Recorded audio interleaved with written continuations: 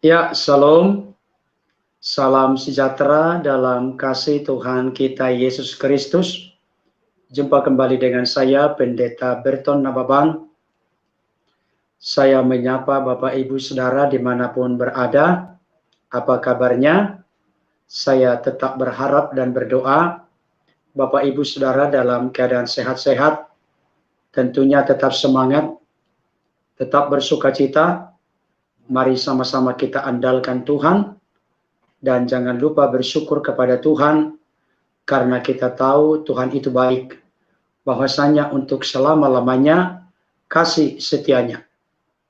Bapak Ibu Saudara yang dikasihi oleh Tuhan, pada kesempatan malam hari ini secara khusus, saya Pendeta Berton Nababan mengajak Bapak Ibu Saudara untuk kita berdoa secara khusus untuk hambanya Bapak Muhammad KC yang saat ini sedang tersangkut hukum.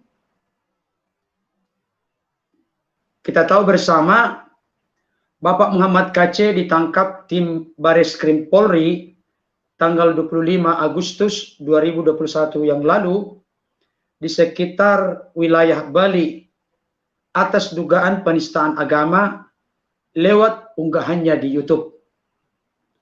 Saudaraku yang dikasihi Tuhan, terkait dengan hal ini beliau sudah ditetapkan sebagai tersangka.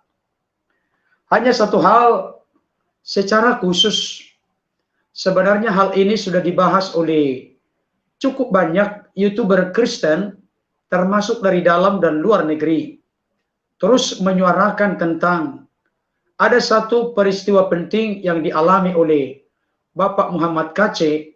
Saya juga cukup banyak mengikuti beritanya. Hati ini miris rasanya Bapak Ibu Saudara. Ternyata beliau tanggal 26 Agustus 2021, informasi dari pihak kepolisian, mulai dari jam 00.30 sampai jam 1.30, sungguh terjadi sesuatu yang sangat menyedihkan dan sangat disayangkan oleh kita semua, yang seharusnya di rutan Bareskrim tidak terjadi demikian.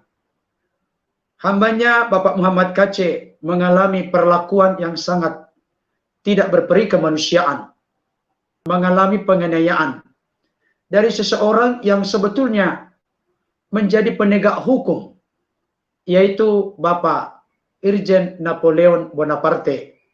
Dari hasil pemeriksaan ternyata dibantu oleh bekas atau mantan Panglima Laskar Jihad FPI dulu.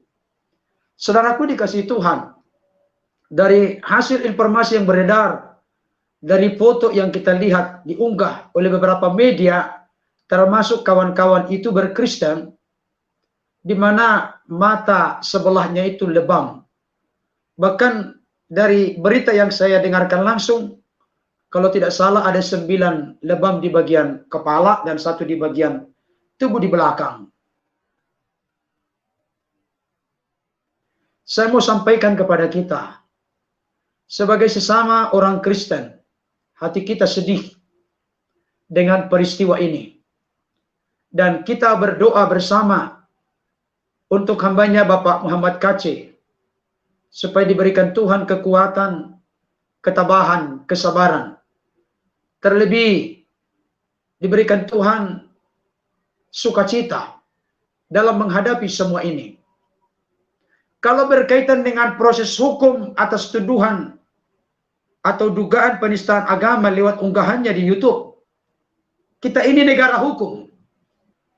Hukum itu adalah panglima bagi kita. Kita serahkan saja kepada proses hukum. Kita lihat hambanya Muhammad KC ini sangat kooperatif. Beliau dibawa ke Jakarta, silahkan. Ditahan di Bareskrim, silahkan. Tetapi yang sangat miris dan menyedihkan, saya sebagai seorang pelayan Tuhan, hamba Tuhan, seorang pendeta, terus terang terbuka saya berkata kepada kita saat ini, kita harus sungguh-sungguh berdoa kepada hambanya Bapak Muhammad KC ini, supaya diberikan Tuhan keadilan kepadanya, pembelaan kepadanya. Dari perlakuan-perlakuan yang sangat tidak manusiawi. Dari orang yang merasa diri hebat. Yang seharusnya dia sebagai penegak hukum. Tapi dia melakukan tindakan-tindakan yang menurut saya sudah sangat keterlaluan, kelewat batas. Saya yakin dan percaya Bapak Irjen Napoleon Bonaparte ini saya tahu hukum. Tapi kenapa harus main hakim sendiri? Bukankah sudah ada hukum yang akan mengadili nantinya di persidangan, kalau sampai ke persidangan terkait dengan hambanya Bapak Muhammad Kc. Kenapa harus ada main hakim sendiri? Terjadi pengeroyokan. Bahkan yang sangat menyedihkan, ini sudah menjadi rahasia umum Bapak Ibu Saudara. Ternyata sampai kotoran manusia dilaburi ke mulutnya dan ke badannya. Ini sangat tidak manusiawi. Saya terus terang ketika menyaksikan dan mendengarkan berita itu. Memang firman Tuhan mengatakan, kasihilah musuhmu. Berdoalah bagi mereka yang menghina kamu. Tapi secara manusia yang masih daging seperti ini, terusik hati ini Bapak Ibu Saudara. Itu sebabnya, saya tidak bisa berbuat apa-apa selain daripada berdoa bersama dengan tubuh Kristus, gereja Tuhan, para hamba Tuhan. Kita rapatkan barisan berdoa. Kenapa? Karena doa orang benar, bila dengan yakin didoakan, sangat besar kuasanya. Kita mohon pembelaan Tuhan yang maha adil terjadi bagi hambanya, Bapak Muhammad Kc. Saudaraku dikasihi Tuhan, saya sangat miris mendengarkan surat terbuka dari Bapak Irjen Napoleon Bonaparte. Kalau saya diusik silahkan, tapi jangan diusik bla bla bla bla bla bla. Saudara dikasihi Tuhan, biarlah hukum yang bekerja, hukum yang menentukan, persidangan yang memutuskan. Kita tidak boleh mengambil alih tugas hukum. Bahkan komentar-komentar yang muncul, menurut saya banyak yang ngawur Bapak Ibu Saudara. Banyak yang mensyukuri tentang adanya tindakan kekerasan kepada hambanya Bapak Muhammad Kc. Saya mau kasih tahu, dari segi rasa kemanusiaan, siapapun kita dari latar belakang, suku, ras, golongan, agama apapun kita, saya pikir kita harus kompak, sepakat dan sehati mengambil sebuah konklusi, kesimpulan, tindakan-tindakan yang semena-mena main hakim sendiri seperti ini. Kita harus kompak, sepakat dan sehati untuk mengatakan itu salah, itu tidak benar. Sekarang begini, Bapak Ibu Saudara, dalam waktu yang tidak terlalu lama, perbedaan antara hambanya Bapak Muhammad Kc ditangkap. Setelah itu langsung dilanjutkan dengan menangkap Bapak Yahya Waloni. Saya sebagai seorang pendeta, sebagai seorang Kristen, memberikan penegasan pada kesempatan ini.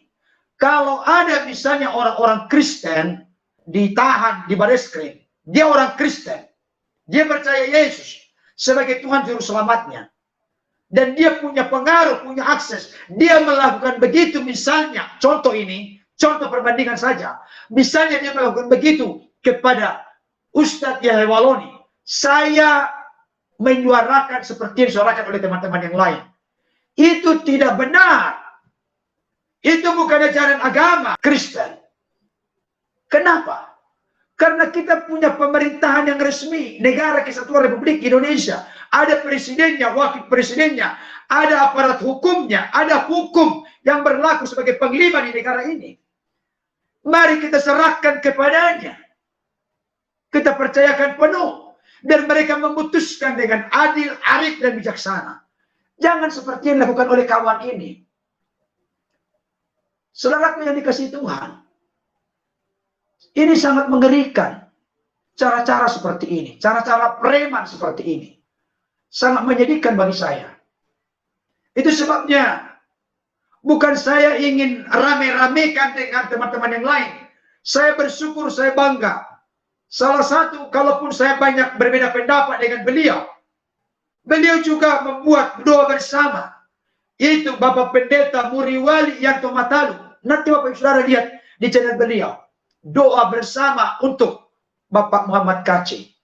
Karena ada hati yang terusik. Yang melakukannya adalah pejabat tinggi, perwira. Dan dia sendiri pun tersangkut dengan hukum. Apakah kita mau menarik sebuah konklusi kesimpulan Bapak Irjen Napoleon Bonaparte lebih baik, lebih soleh, lebih kudus, lebih benar daripada Muhammad Kacih? Bapak Muhammad Kacih itu masih tersangka, belum terdakwa, belum terpidana. Bagaimana dengan Anda, Bapak Irjen Napoleon Bonaparte? Saya tidak tahu di mana rasa kemanusiaan dari Bapak ini. Terus terang, kita berdoalah supaya Tuhan mencelikkan mata hati, mata rohani Bapak Irjen Napoleon Bonaparte ini. Bertindak atas nama apapun menurut saya tidak benar. Dan keyakinan kekristenan tidak boleh kejahatan dibalas dengan kejahatan. Kalahkanlah kejahatan dengan kebaikan. Bahkan kasihilah musuhmu, berdoalah bagi mereka yang menganiaya kamu. Itu firman Tuhan. Tapi perlakuan demikian, bayangkan kalau Bapak Saifuddin Ibrahim nanti bercerita, setelah pingsan, sadar lagi, kembali lagi, dilumuri lagi kotoran manusia. Ini sama sekali tidak punya peri kemanusiaan. Sebenarnya kalau menurut saya, atas nama agama apapun tidak boleh bertindak demikian. Kalau berbicara mengenai kekecewaan misalnya, ada kelompok tertentu mengambil konklusi kesimpulan, kenapa dia menistakan agama kami? Kita tunggu keputusan pengadilan kalau nanti sampai diadili. Baru setelah itu baru resmi. Ada namanya ajas praduga tak bersalah. Kalau masalah seperti ini mau dibongkar-bongkar, diungkit, bagaimana dengan pernyataan dari Profesor Menahem Ali? Pernyataan dari Yonatan Nandar mengaku evangelis lagi, nggak tahu siapa yang mentakbiskan, di gereja mana ditakbiskan. Coba lihat pernyataan-pernyataannya terbuka di publik. Bagaimana dengan Bapak Ustadz Abdul Somad? Disalib pada jin kafir. Yesus itu lahir, siapa bidangnya? Banyak lagi yang lain, nyeleneh-nyeleneh. Yesus itu hasil hubungan perzinahan dengan perwira Romawi. Ada yang mengatakan demikian. Bagaimana dengan Ibu Irene Handono? Yesus itu dilantik sebagai Tuhan di Konsili Nikea 325. Ini sejarah dari mana? Ngawur, nyeleneh, menyesatkan. Tapi selama ini dibiarkan sedemikian rupa. Tidak ada tindakan yang konkret, yang nyata. Bapak Ibu Saudara dikasih Tuhan. Kalau mau hitung-hitungan, saya melihat mayoritas dari saudara-saudara kita, Kristuber, para apologet Kristen, hanya memberikan respon dan tanggapan kepada oknum-oknum tertentu yang selalu merasa diri paling benar, dan yang dibahas di pertemuan-pertemuan ceramahnya bukan kitab sucinya, tapi kitab suci orang lain, dan itu pun disalahpahami. Tidak ada yang benar. Ngawur, nyeleneh, mengaku pakar, mengaku hebat, mengaku doktor, dan lain sebagainya. Hanya omong kosong, asal bunyi. Oleh karena itu kita tidak boleh main hakim sendiri. Seolah-olah kita menjadi tiang penentu kebenaran. Tidak bisa, Bapak Saudara, negara ini negara hukum. Janganlah begitu. Apalagi orang yang sudah punya pangkat tinggi sampai Irjen bintang 2, Bapak Ibu Saudara. Masa kelakuannya seperti itu? Masa sikap kritisnya tidak berjalan? Rasa kemanusiaannya tidak jalan? Dalam konteks kekristenan, bukan kita membela Kristen, bukan kita membela Yesus, bukan kita membela kitab suci. Kalau meluruskan iya, karena undang-undang pers itu sangat jelas dikatakan ada hak jawab. Memberikan jawaban ketika orang lain menyalahpahami keyakinan kita. Yes, iya. Makanya dalam 1 Petrus 3:15, tetapi kuduskanlah Yesus Kristus sebagai Tuhan dalam hidupmu. siap sedialah memberikan pertanggungjawaban kepada orang-orang yang meminta pertanggungjawaban tentang pengharapan apa yang ada padamu. Tetapi dengan hati nurani yang murni, dengan lembut, dengan rendah hati, dengan ramah, bukan dengan cara-cara yang tidak benar. Pros apologia memberikan pembelaan iman, itu intisari dari apologetika Kristen. Kita memberikan jawaban, respon, tanggapan atas kesalahpahaman orang lain. Itu wajib hukumnya. Tetapi bukan berarti jadi kita sendiri menjadi hakim. Main hakim sendiri. Kita sendiri yang merasa kita paling benar. Padahal Bapak Irjen Napoleon Bonaparte sedang tersangkut hukum.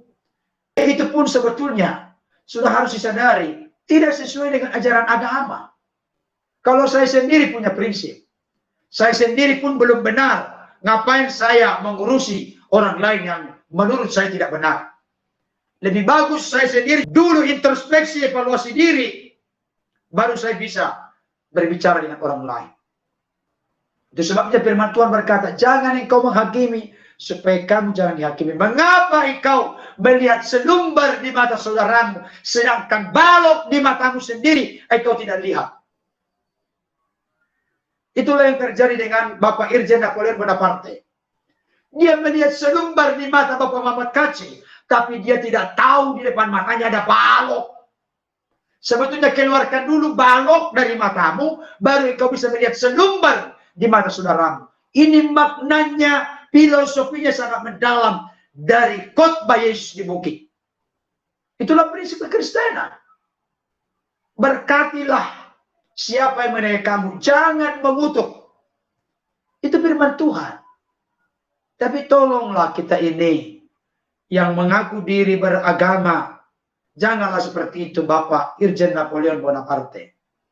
Tapi biarlah hukum yang berjalan. Kita doakan supaya terkait dengan perlakuan yang tidak manusiawi kepada hambanya Bapak Muhammad Kacik ini, benar-benar dipimpin, dituntun Tuhan, para pihak, para terkait dalam menuntaskan ini.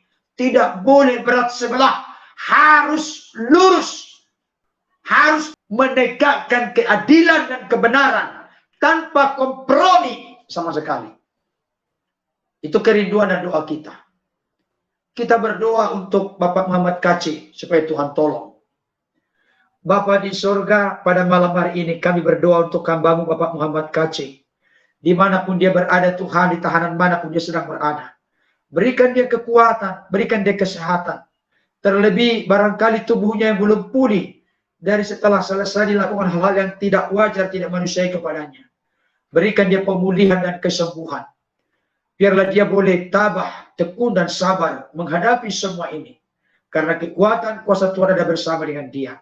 Berkati istrinya, anak-anaknya, keluarganya. Berkati tim hukum yang telah terbentuk kuasa hukum saat ini. Mereka boleh menjalankan fungsinya secara profesional. Dan biarlah semuanya boleh ditegakkan dengan baik. Keadilan kebenaran boleh tegak terkait dengan masalah hambamu Bapak Muhammad Kacik ini. Terima kasih Tuhan. Terpujilah engkau, dalam nama Yesus kami berdoa. Amin.